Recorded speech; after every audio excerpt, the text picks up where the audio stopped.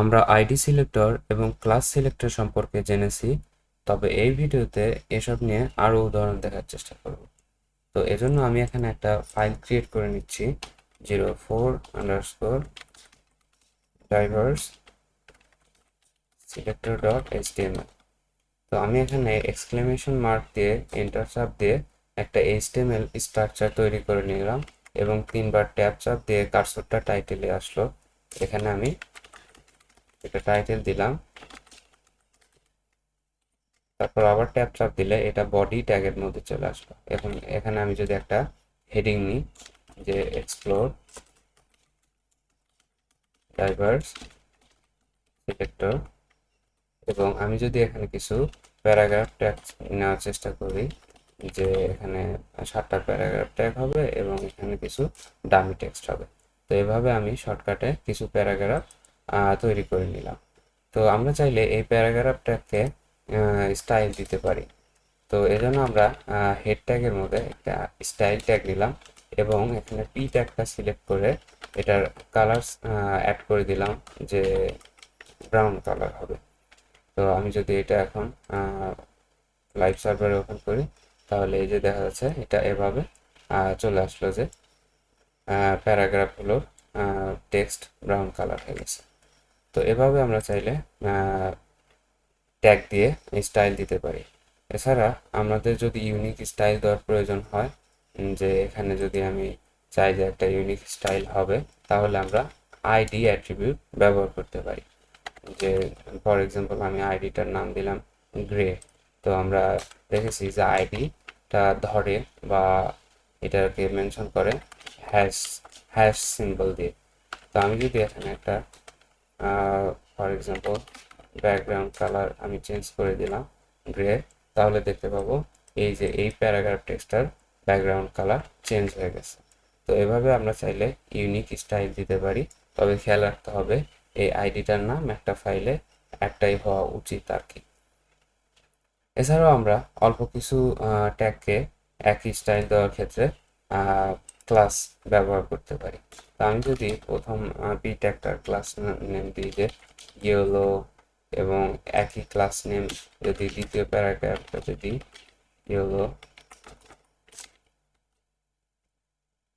Yellow, এবং আমি যদি এটা এখানে ধরি, তাহলে কিভাবে ডট দিয়ে ধরতে হয় ইয়েলো। তো আমি যদি এটার ব্যাকগ্রাউন্ড কালারটা চেঞ্জ করে ইয়েলো করে দিই, তাহলে দেখতে পাবো যে প্রথম দুইটা প্যারাগ্রাফের ব্যাকগ্রাউন্ড কালার চেঞ্জ হয়ে হলুদ হয়ে গেছে, ইয়েলো হয়ে গেছে।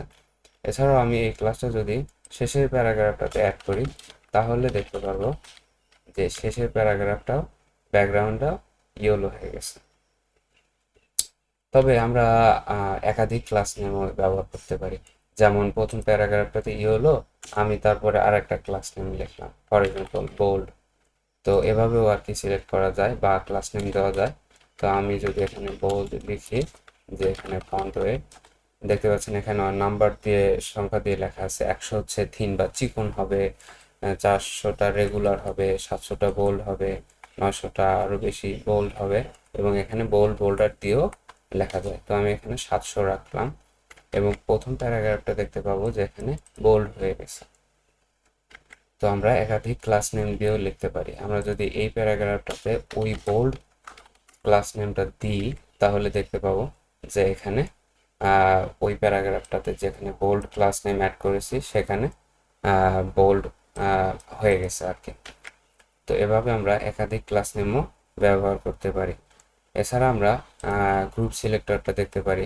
যেমন এখানে আমরা পি ট্যাগটার কালার ব্রাউন দিয়েছি, আমরা যদি চাই যে এই H3 ট্যাগটার কালারও ব্রাউন হবে, তাহলে আমরা এখানে H3 দিয়ে কমা দিয়ে লিখতে পারি যে একাধিক ট্যাগের যদি একই কমন স্টাইল দিতে হয়, তাহলে আমরা গ্রুপ সিলেক্টর ব্যবহার করতে পারি। এই যে এখানে H3 টেক্সটটা চেঞ্জ হয়ে গেছে। তো এভাবে আমরা গ্রুপ সিলেক্টর দিতে পারি। এটা ক্লাসের সাথে আইডি হতে পারে, মানে যে কোনো কিছু যেভাবে খুশি হতে পারে একাধিক কমন স্টাইল দেওয়ার ক্ষেত্রে। তো আমরা যদি এখানে আরো কিছু টেক্সট নেওয়ার চেষ্টা করি, যে inline CSS, internal CSS, external CSS, এবং আমরা যদি এখানে দেখতে পাবো এই যে আছে এগুলো। এখানে যদি আমরা এক্সিস্টিং কোনো ক্লাস বা স্টাইল দিতে চাই, তাহলে এটা আমরা ক্লাস নেম যদি বোল্ড দিই, তাহলে দেখতে পাবো এটা বোল্ড হয়ে গেছে। এছাড়াও আমরা যদি ইয়েলো দিই, তাহলে এটার ব্যাকগ্রাউন্ড ইয়েলো হয়ে গেছে। তো আমরা সেভাবে ব্যবহার করতে পারি। তো আমরা গত ভিডিওতে ইউনিভার্সাল সিলেক্টর দেখছিলাম, সেটা আর কি এই যে পাশে যে ফাঁকা জায়গা দেখা যাচ্ছে বা একটা এলিমেন্ট থেকে আর একটা এলিমেন্টের মাঝখানে যে ফাঁকা জায়গা, এগুলো আমরা চাইলে ভ্যানিশ করে দিতে পারি, হাইড করে দিতে পারি। তো এটা আর কি এভাবে স্টার সিম্বল দিয়ে লেখে, এবং আমি যদি এখানে মার্জিনটা 0 করে দিই, তাহলে দেখতে পাবো যে আশেপাশের এবং উপর নিচে একটা এলিমেন্টের উপর এবং নিচের গ্যাপটা চলে গেছে। তো আমি আপাতত এটা কমেন্ট করে রাখছি, আর এইচটিএমএল এ কমেন্ট করে আপনারা কন্ট্রোল স্ল্যাশ প্রেস করে কমেন্ট করে দিতে পারেন।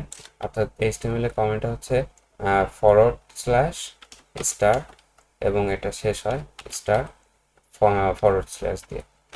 তো এর মাঝখানে আপনি যা লিখবেন সেটা আর কি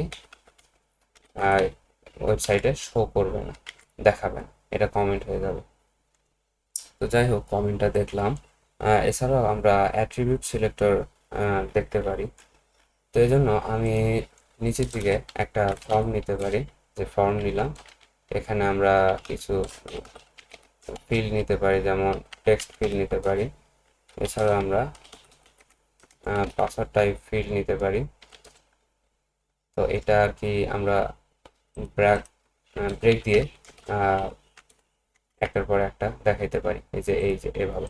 তো আমরা চাইলে এই ইনপুটে স্টাইল দিতে পারি, যে ইনপুট ট্যাগ সিলেক্ট করে, যেখানে আমি ইনপুট ট্যাগ সিলেক্ট করলাম এবং এটার ফন্ট সাইজ দিলাম 26 পিক্সেল। 26 পিক্সেল, এটা অনেক বড় বড় হয়ে গেল, এটার ইনপুট ফিল্ডগুলো অনেক বড় বড় হয়ে গেল আর কি। নর্মালি থাকে 16 পিক্সেল। তো আমি যদি এটার টেক্সট, দুঃখিত, আমি যদি এটার কালার অ্যাড করি, যে রেড কালার দিলাম, তাহলে দেখতে পাবো যে এর ভিতরে যে টাইপ করতেছি এগুলো রেড কালার হয়ে যাচ্ছে। তো আমি চাইলে এই দ্বিতীয়টাতে স্টাইল, শুধু দ্বিতীয়টাতে স্টাইল অ্যাড করতে পারি। এজন্য আমি এখানে লিখতে পারি যে ইনপুটের পরে থার্ড ব্র্যাকেট দিয়ে টাইপটা বলে দিতে পারি, যে টাইপটা কি হবে, পাসওয়ার্ড টাইপে শুধু রেড কালারটা হবে, আর টেক্সট ফিল্ডটাতে নর্মাল কালার থাকবে, এই যে এখানে পাসওয়ার্ড টাইপটাতে। তো এইভাবে আমরা অ্যাট্রিবিউট সিলেক্টরের মাধ্যমেও আমরা স্টাইল অ্যাড করতে পারি। তবে আমরা যদি কোনো ছোট পোর্শনে স্টাইল দিতে চাই, যেমন এখানে সিলেক্টর, এই লেখাটাকে, এই ওয়ার্ডটাকে আমরা স্টাইল দিতে চাই, তাহলে আমরা কি করতে পারি, এটা আমি কাট করে নিয়ে স্প্যান ট্যাগের মধ্যে রাখতে পারি। এবং এখানে আমি চাইলে একটা ক্লাস নেম দিতে পারি, যে হাইলাইট নামে একটা ক্লাস নেম দিলাম। এবং এটা যদি আমি এখানে লিখি হাইলাইট, এখানে আমি কালারটা ফর এক্সাম্পল ব্লু ভায়োলেট দিলাম। তাহলে আমরা দেখতে পাবো এই যে H3, যেখানে আমি স্প্যান ট্যাগের মধ্যে রাখছি, এটার কালারটা চেঞ্জ হয়ে গেল। তো আমরা একটা স্মল পোর্শনে, ছোট পোর্শনে এইভাবে দেখতে পারি। এছাড়াও আমরা অনেক বড় পোর্শন জুড়ে স্টাইল অ্যাড করতে পারি, বড় অংশ জুড়ে। তো এটা যদি আমরা দেখি এখানে, যে আমি একটা ডিপ কন্টেইনার ট্যাগ নিলাম, এর মাঝখানে আমি একটা মাই ব্লগ নামে একটা হেডিং নিলাম, এবং আমি এখানে কিছু ডামি টেক্সট নিলাম। তো এটা নর্মালি এইভাবে দেখাচ্ছে, এই যে পি ট্যাগটাতে যে স্টাইল দেওয়া আছে এটা এভাবে দেখাচ্ছে। তো আমি যদি এখানে ডিপটাতে একটা ক্লাস নেম দিই যে ব্লগ, এবং এই ব্লগটাকে এখানে স্টাইল ট্যাগের মধ্যে এভাবে ধরে যদি আমি দিই যে ব্যাকগ্রাউন্ড কালার হবে অ্যাকুয়ামিন, তো এটা যদি দিই, তাহলে দেখতে পাচ্ছেন যে H3 পেছনেও ব্যাকগ্রাউন্ড একই, আবার পি ট্যাগের পেছনে ব্যাকগ্রাউন্ড একই।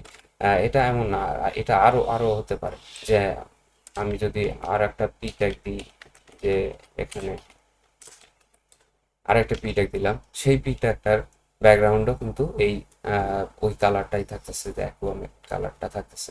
তো এভাবে আমরা চাইলে আহ, একটা বড় পোর্শনেও সেম স্টাইল দিতে পারি।